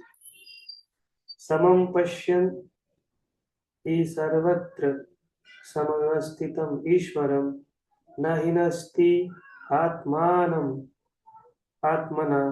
आत्मानं तथायाति परम गतिम्। जो व्यक्ति परमात्मा को सर्वत्र तथा प्रत्येक जीव में समान रूप से वर्तमान देखता है, वह अपने मन के द्वारा अपने आप को भ्रष्ट नहीं करता। इस प्रकार में दिव्य गंतव्य को प्राप्त करता है। तो कैसे देखता है? इसमें सूर्य का उदाहरण देते हैं प्रभुपाद जी एक बार फिर से।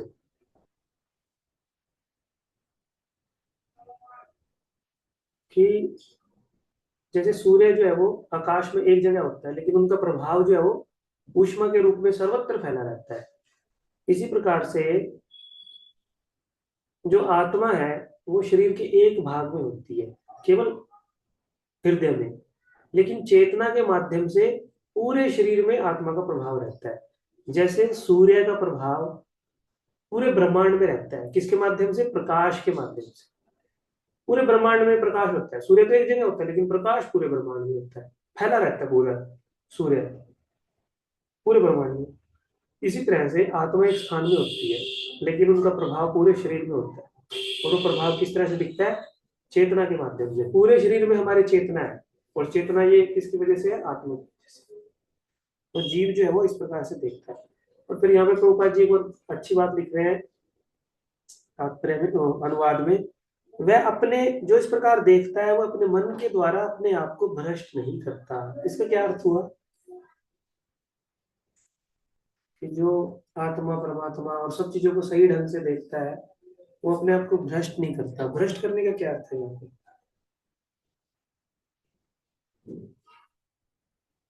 कोई आइडिया? प्रभु जी वो मतलब कि किसी से ईर्ष्या नहीं करेगा, किसी का अपमान नहीं करेगा, हर एक उसका उसका प्राणी का सम्मान करेगा। उसमें हर एक प्राणी के अंदर परमात्मा को देख रहा है, तो वो देख रहा है कि परमेश्वर का अंश है। तो जैसे एक चींटी के ऊपर पैर लाने से भी वो सोचेगा कि मैं भगवान के ऊपर ही पैर रख रहा हूँ, तो ऐसा वो डरेगा। थैंक यू प्रभु जी। हाँ जयराज माता जी। प्रभु जी धन्यवाद। प्रणाम। प्रभु जी, जो मन है वो सेंस ग्रेटिफिकेशन की एक्टिविटीज की तरफ लेके जाता है ना, और वही हमें बूस्ट करती है, इसलिए वो उनकी तरफ नहीं जाएगा, वो स्पिरिचुअल एडवांसमेंट की तरफ चलेगा। हाँ ये है, जब हम सही से चीजों को जान लेंगे ना, तो हमारे अंदर जो भोग करने की प्रवृत्ति है ना, जो एंजॉय करने की टेंडेंसी है, उसको हम लोग छोड़ देंगे। हम अपने आप को फिर भोगता नहीं समझेंगे, फिर हम अपने आप को प्रवृत्ति समझेंगे। और जब हम अपने आप को भोगता नहीं समझेंगे, तो हम जो इंद्रिय तृप्ति करते हैं अपने आप को भोगता समझ के, जो इंद्रिय तृप्ति में अपने आप को लगाते हैं, वो वृत्ति जो हम छोड़ देंगे। इसको बोलते हैं कि वो अपने आप को भ्रष्ट नहीं करेगा और अपने आप को ऊपर के लिए जाएगा। भ्रष्ट करना मतलब अपने आप को इंद्रिय तृप्ति में लगाना। हाँ, आरती माता जी बोलिए।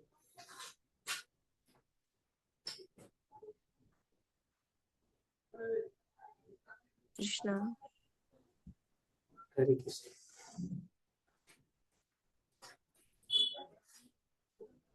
तात्पर्य रीड कर लीजिए इसका। अभी 4 श्लोक और बचे हैं, छोटा छोटा तात्पर्य है, उसको खत्म करेंगे। पढ़ लीजिए 5 मिनट और। जो भक्त लोग लेट हो रहे हैं वो बाद में रिकॉर्डिंग सुन सकते हैं, अगर उनको जाना है तो। हम लोग इसको अभी 4 श्लोक को खत्म कर लेंगे। जीव अपना भौतिक अस्तित्व स्वीकार करने के कारण अपने आध्यात्मिक अस्तित्व से पृथक स्थित हो गया है, किंतु यदि वह समझता है कि परमेश्वर अपने परमात्मा स्वरूप में सर्वत्र स्थित है, अर्थात यदि वह भगवान की उपस्थिति प्रत्येक वस्तु में देखता है, तो वह विघटनकारी मानसिकता से अपने आप को नीचे नहीं गिराता, और इसलिए वह कर्मशः वैकुंठ लोक की ओर बढ़ जाता है। सामान्यतः मन इंद्रिय तृप्ति कार्यों में लीन रहता है, लेकिन जब वही मन परमात्मा की ओर उन्मुख होता है तो मनुष्य आध्यात्मिक ज्ञान में आगे बढ़ता है। श्लोक संख्या 30। प्रकृत्या एव च कर्माणि क्रियमाणानि सर्वशा या पश्यति तथा आत्मानं अकर्तारं स पश्यति। जो यह देखता है कि सारे कार्य शरीर द्वारा संपन्न किए जाते हैं, जिसकी उत्पत्ति प्रकृति से हुई है, और जो देखता है कि आत्मा कुछ भी नहीं करता, वही यथार्थ में देखता है। तात्पर्य। हरे कृष्ण, मैं पढ़ूंगी। हरे कृष्ण प्रभु जी। यह शरीर परमात्मा के निर्देशानुसार प्रकृति द्वारा बनाया गया है और मनुष्य के शरीर के जितने भी अन्न होते हैं वे इसके द्वारा नहीं किए जाते हैं। मनुष्य जो भी करता है, चाहे सुख के लिए करे या दुख के लिए, वह शारीरिक रचना के कारण उसे करने के लिए बाध्य होता है, लेकिन आत्मा इन शारीरिक कार्यों से विलग रहता है। यह शरीर मनुष्य को पूर्व इच्छाओं के अनुसार प्राप्त होता है। इच्छाओं की पूर्ति के लिए शरीर मिलता है, जिससे वह इच्छा अनुसार कार्य करता है। एक तरह से शरीर एक यंत्र है जिसे परमेश्वर ने इच्छाओं की पूर्ति के लिए निर्मित किया है। इच्छाओं के कारण ही मनुष्य दुख भोगता है या सुख पाता है। जब जीव में यह दिव्य दृष्टि उत्पन्न हो जाती है तो वह शारीरिक कार्यों से पृथक हो जाता है। जिसमें ऐसी दृष्टि आ जाती है वही वास्तविक दृष्टा है। हरे कृष्णा। यदा भूतपृथिग्भावम् एकस्थम् अनुपश्यति तदेव च विस्तारम् ब्रह्म संपद्यते तदा। जब विवेकवान व्यक्ति विभिन्न भौतिक शरीरों के कारण विभिन्न स्वरूपों को देखना बंद कर देता है तो यह देखता है कि किस प्रकार से जीव सर्वत्र फैले हुए हैं, तो वह बाह्य बोध को, ब्रह्म बोध को प्राप्त होता है। यानी वो आत्मा को देखता है जब व्यक्ति ज्ञान में आ जाता है, शरीर को नहीं देखता। मैं पढ़ूं प्रभु जी? जी। हरे कृष्ण। जब मनुष्य यह देखता है कि विभिन्न जीवों के शरीर उस जीव की विभिन्न इच्छाओं के कारण उत्पन्न हुए हैं और वे आत्मा से किसी तरह संबंध नहीं है, तो वह वास्तव में देखता है देहात्म बुद्धि के कारण हम किसी को देवता, किसी को मनुष्य, कुत्ता, बिल्ली आदि के रूप में देखते हैं। यह भौतिक दृष्टि है, वास्तविक दृष्टि नहीं है। यह भौतिक भेदभाव देहात्म बुद्धि के कारण है। भौतिक शरीर के विनाश के बाद आत्मा एक रहता है। यही आत्मा भौतिक प्रकृति के संपर्क से विभिन्न प्रकार के शरीर धारण करता है। जब कोई इसे देख पाता है तो उसे आध्यात्मिक दृष्टि प्राप्त होती है। इस प्रकार जो मनुष्य पशु भाव से मुक्त हो जाता है उसकी चेतना शुद्ध हो जाती है और वह अपने आध्यात्मिक स्वरूप में कृष्ण भावनामृत विकसित करने में समर्थ होता है। तब वह वस्तुओं को जिस रूप में देखता है उसे अगले श्लोक में बताया गया है। हरे कृष्णा। अगले श्लोक में बताया गया है कि जो व्यक्ति बहुत एलिवेटेड हो जाता है, बहुत ऊंचे स्तर पे चला जाता है, तो व्यक्ति ये देखता है कि आत्मा जो है ना वो कुछ भी नहीं कर रही। जो भी संसार में हो रहा है वो किसकी वजह से हो रहा है? प्रकृति कर रही है। हर चीज का कर्ता जो है वो प्रकृति ही है। प्रकृति ही उसको ऐसे मजबूर कर रही है जीव को ऐसा काम करने के लिए। और प्रकृति मजबूर क्यों कर रही है? क्योंकि जीव ने ऐसी इच्छा की थी। तो जो एलिवेटेड आदमी होता है ना वो ये देखता है कि आत्मा कुछ नहीं कर रही, ये तो प्रकृति ही सारा अरेंजमेंट उसको करके दे रही है और जीव तो बस उस प्रकृति की उंगलियों पे नाच रहा है, कुछ इशारों पे नाच रहा है। तो ये कौन है? जो एलिवेटेड पर्सन होता है वो देख पाता है।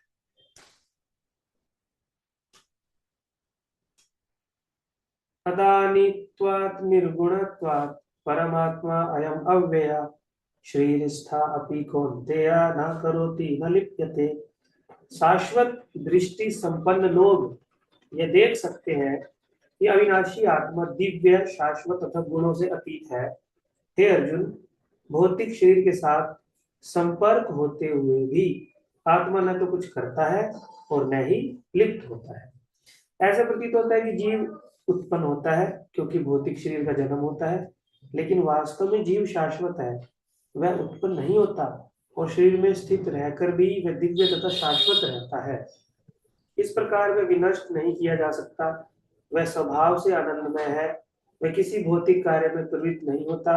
अतः भौतिक शरीरों के साथ उसका संपर्क होने से जो कार्य संपन्न होते हैं वे उसे लिप्त नहीं कर पाते, यानी कि आत्मा को। यथा सर्वगतं सूक्ष्मायात् आकाशं न उपलिप्यते सर्वत्र अवस्थिता देहे तथात्मा न उपलिप्यते। यद्यपि आकाश सर्वव्यापी है किंतु अपनी सूक्ष्म प्रकृति के कारण किसी वस्तु से लिप्त नहीं होता। इसी तरह ब्रह्म दृष्टि में स्थित आत्मा शरीर में स्थित रहते हुए भी शरीर से लिप्त नहीं होता। इसका उदाहरण दिया गया।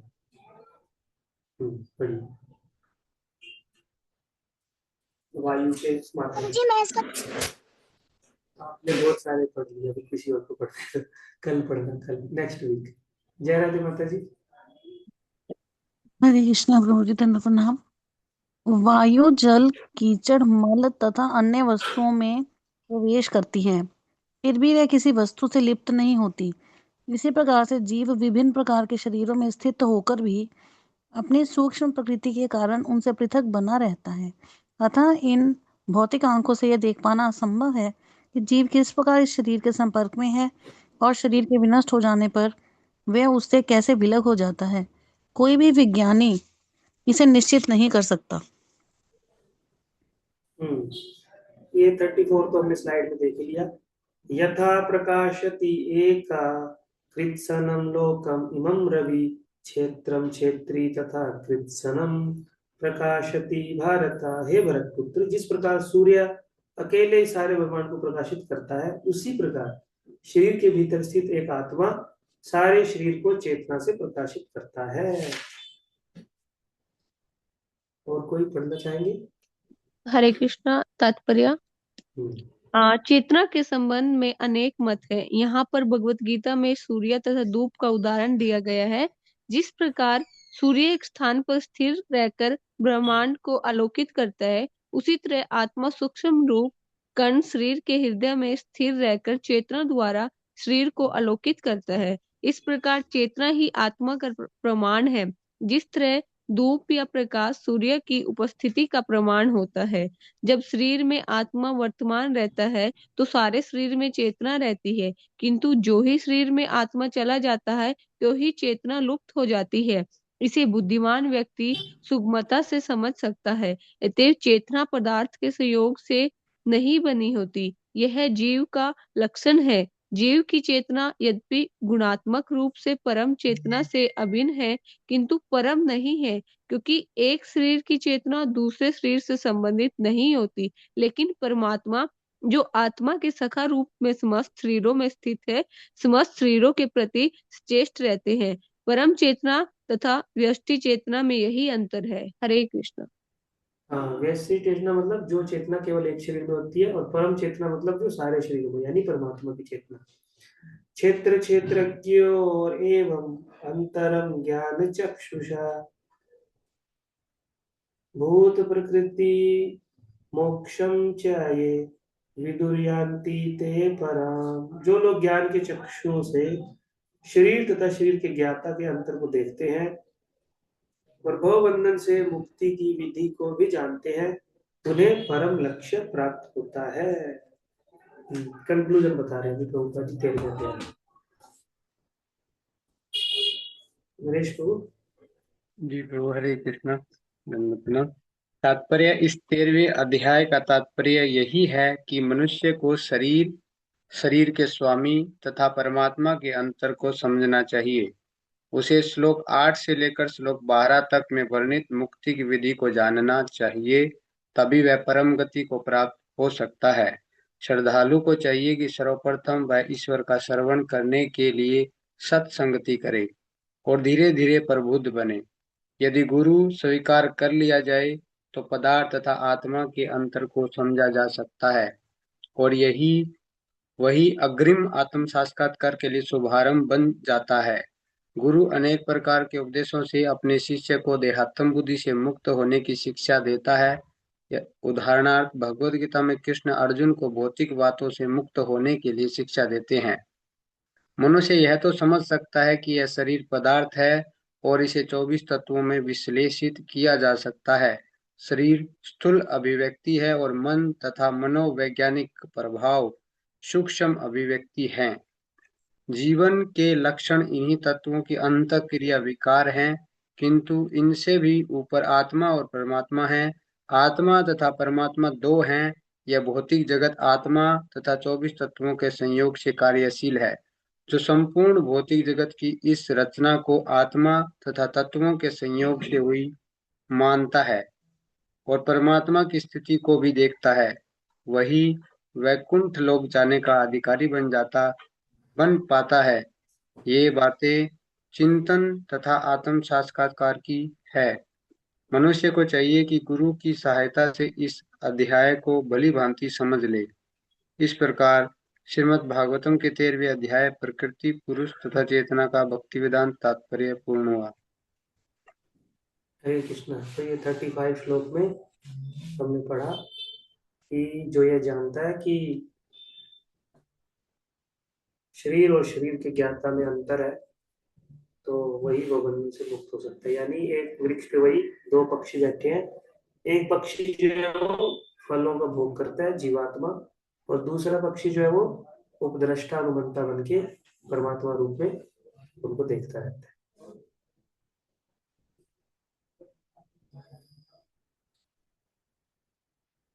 तो आप लोगों का कुछ प्रश्न है तो प्रश्न पूछ सकते हैं। हमने ये क्षेत्र, क्षेत्रज्ञ और विभाग, विवेक का योग, यानी क्षेत्र और क्षेत्र में उनको कैसे डिस्टिंग्विश करेंगे उसको समझा। और इस संसार में हमने देखा कि कोई साक्षी है क्या, तो वो हमें कंक्लूजन में आया कि परमात्मा सबसे बड़े साक्षी है। और कर्म के बीज को हमने समझा कि कर्म जो है एक बीज की तरह है। जितने भी हम लोग बीज बोते हैं उनका फल अलग अलग समय में अलग अलग आता है। अलग अलग पौधों में अलग अलग प्रकार का फल होता है और वो अलग अलग समय में ग्रो करते हैं। तो हमारे भी जो कर्म के बीज हैं वो अलग अलग तरह के हैं, इसलिए उनका फल भी अलग आता है और अलग समय में आता है, ये हमने समझा था। और स्वतंत्रता जो जीव का अधिकार है, लेकिन वो बद्ध अवस्था के कारण यहाँ पे आके फंस जाता है। तो उसी स्वतंत्रता को फिर से प्राप्त किया जा सकता है ज्ञान को विकसित करके। हमने 20 जो है वो ज्ञान या गुण जाने थे ना, 20 एलिमेंट क्या होते हैं ज्ञान के, श्लोक संख्या 8 से 12। उसको विकसित करके हम लोग फिर से स्वतंत्र हो सकते हैं। और बोला गया कि जीव जागो, यानी हमारी आत्मा जो है वो सोई हुई है, क्योंकि वो अभी सुप्त अवस्था में है, वो भौतिक प्रकृति में बद्ध है। लेकिन हम लोग अगर ये जान लें तो अपनी आत्मा के विकास के बारे में इससे शिक्षा ले सकते हैं, अपनी आत्मा को कैसे जागृत करके उन्नति करनी। और हम अकेले नहीं है, हमारे साथ परमात्मा के रूप में कोई साक्षी है। इस संसार में सब लोग बोलते हैं हम लोग अकेले हैं, हमें कोई पूछता नहीं, हमें कोई बात नहीं करता, क्योंकि वो आध्यात्मिक जीवन में उन्नत नहीं होते। जो लोग आध्यात्मिक जीवन में उन्नत होते हैं ना, तो उनको कभी भी अकेलापन नहीं लगता, वो अपने साथ हमेशा परमात्मा को अनुभव करते हैं। और ये पढ़ा कि हम ये जो ज्ञान है और ये सब जो बातें हैं, केवल जानना नहीं है, इनको जान के हमको अपने चरित्र को विकसित करना है। क्योंकि चरित्र जो है वो ज्ञान से ज्यादा बड़ा होता है।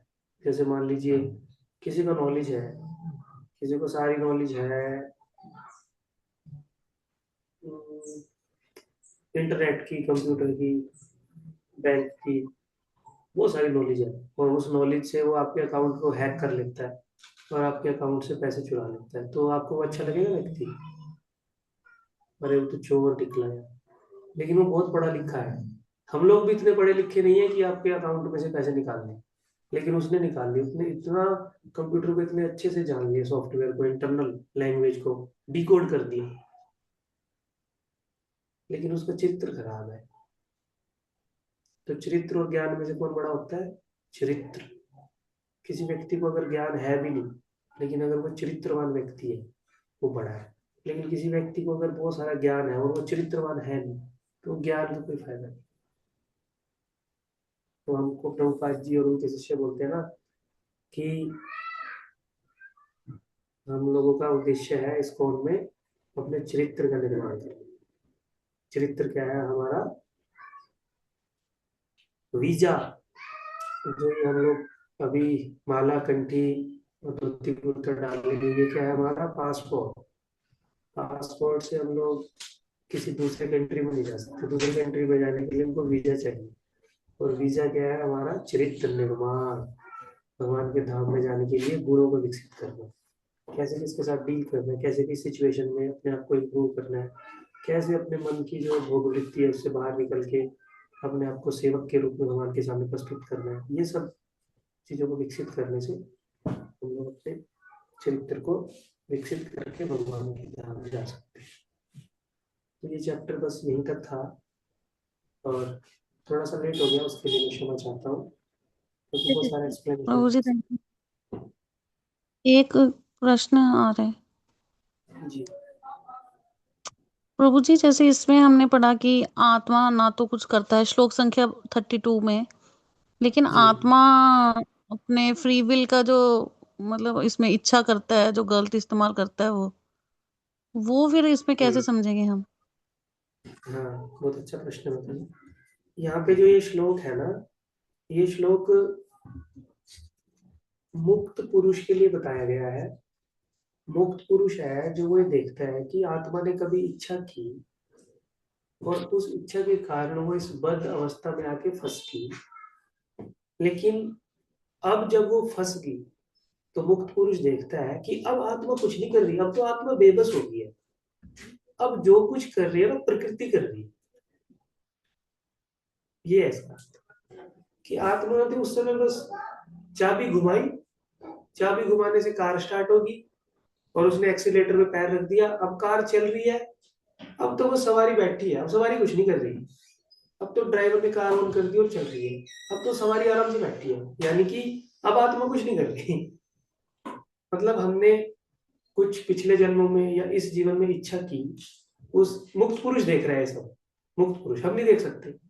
हमने कुछ इच्छा की, उस इच्छा के कारण प्रकृति के किसी हम सिचुएशन में फंसा दिए गए और अब उस सिचुएशन में हम जितने मर्जी हाथ पांव मार ले, हम लोगों को उस सिचुएशन में रहना ही पड़ेगा और जैसे प्रकृति हमसे करा रही है हमको करना ही पड़ेगा। तो मुक्त पुरुष जो है ना, वो देखता है तो देखो अभी आत्मा कुछ नहीं कर रही, ना जीव कुछ कर रहा है। ये तो जीव बस प्रकृति की उंगली पे नाच रहा है। और प्रकृति उसको क्यों नचा रही है? क्योंकि उसने प्रकृति को ऐसा नचाने के लिए डिमांड की है। तो मुक्त पुरुष जो है ये सब देखता रहता है, वो लिखा गया है इसलिए। उस सिचुएशन में जीव तो इच्छा करता है, वो आपने जो बोला वो ठीक ही है। लेकिन अब जब वो फंस गया और उसके साथ ये सब हो रहा है तो अब जीव कुछ नहीं कर पा रहा। ठीक है हाँ मतलब जी, ठीक है, समझ लग गई। और कोई किसी को कुछ प्रश्न है?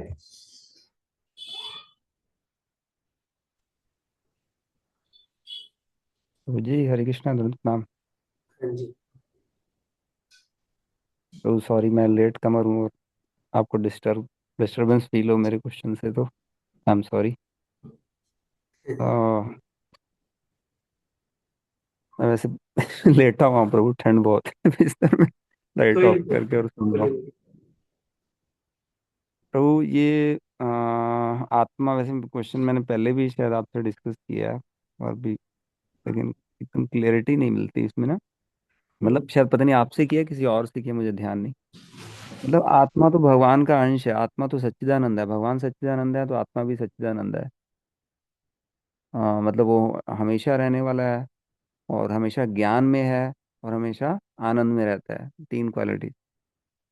तो वो आ, अगर हमेशा आनंद में रहता है और हमेशा ज्ञान में है, हमेशा ज्ञान मतलब ऑलवेज इन नॉलेज, नॉलेज से कभी हटता नहीं है।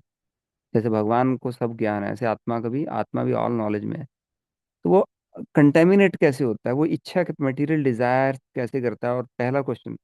दूसरा क्वेश्चन, वो दुख क्यों भोग रहा है प्रभु? कुत्ते के शरीर मिल गया हमको तो आत्मा सफर करता है उसमें। तो आत्मा भगवान का अंश है, शुद्ध है, फिर वो क्यों सफर कर रहा है? दो क्वेश्चन है।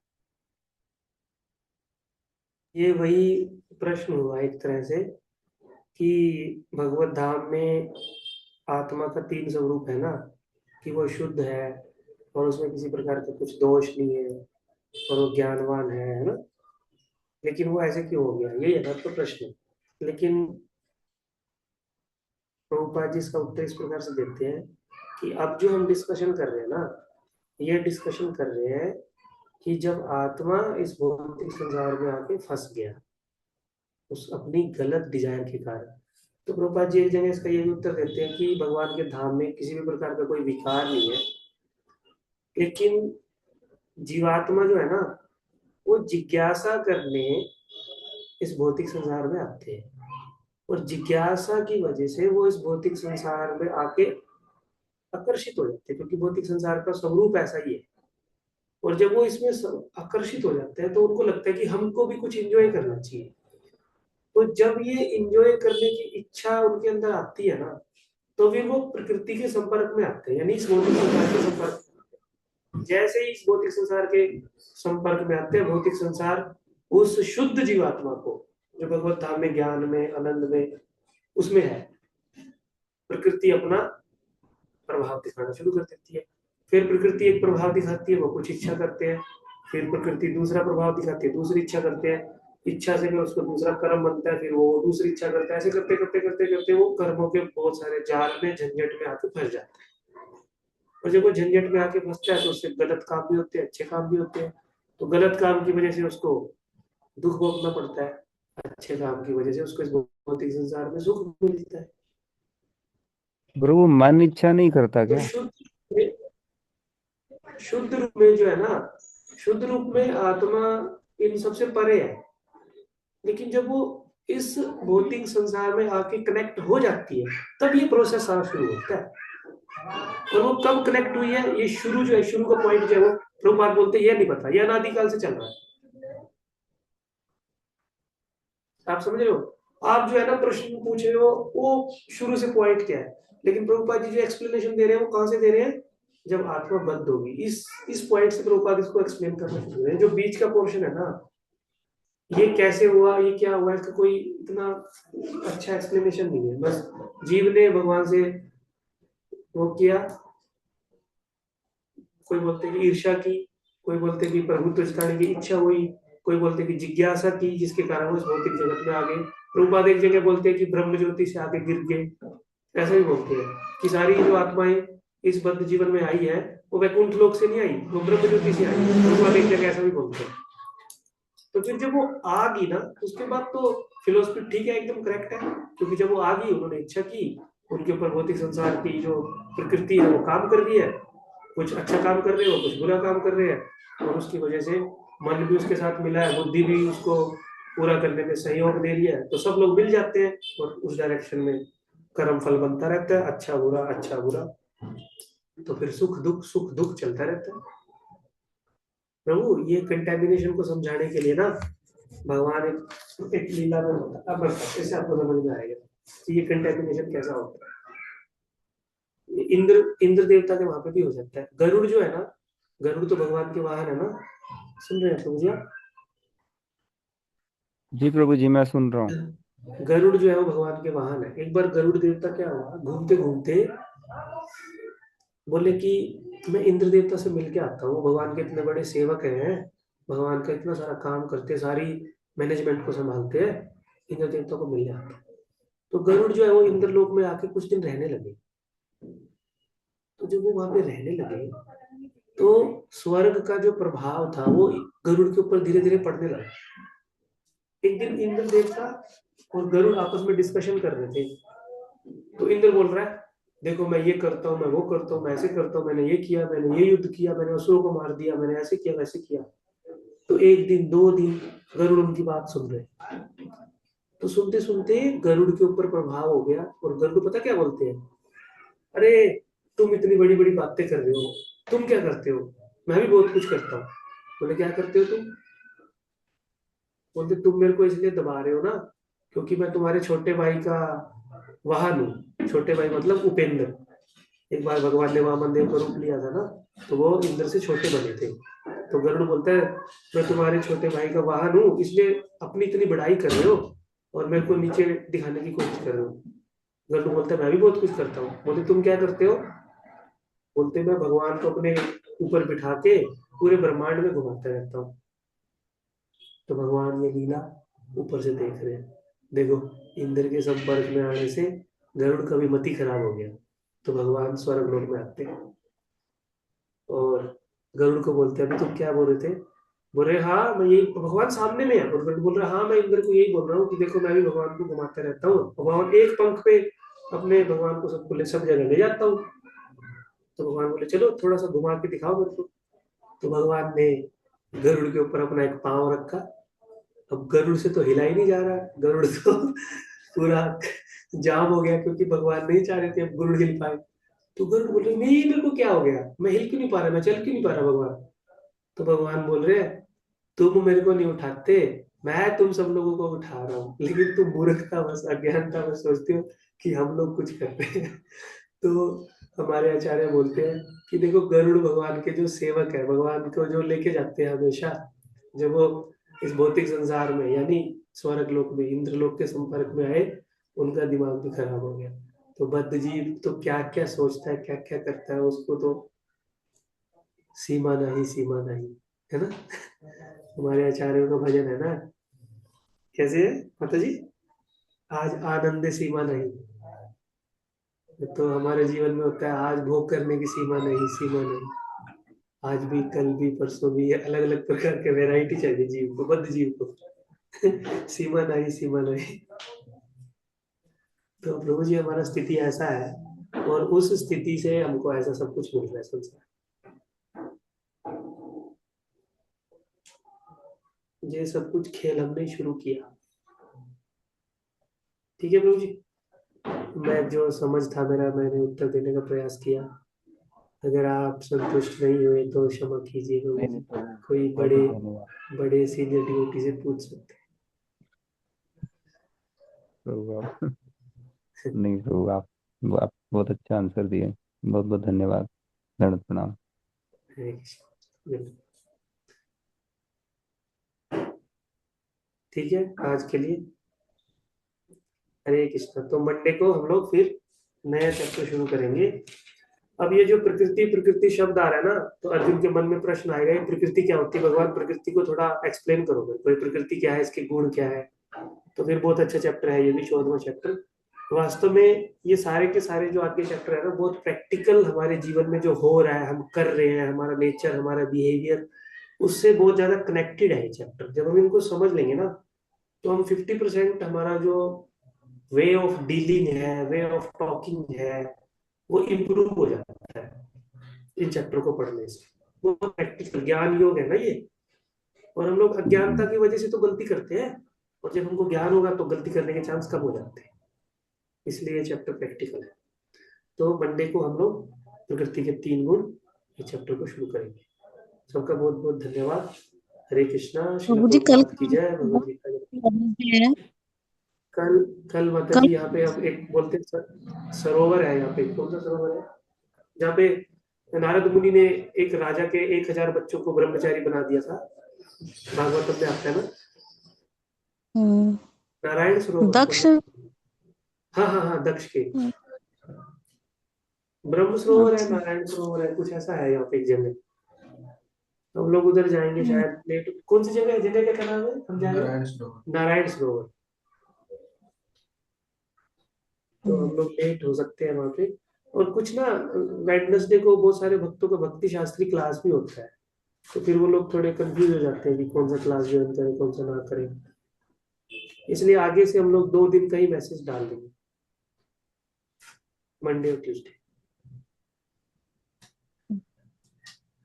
हरे कृष्ण। हरे कृष्ण। धन्यवाद।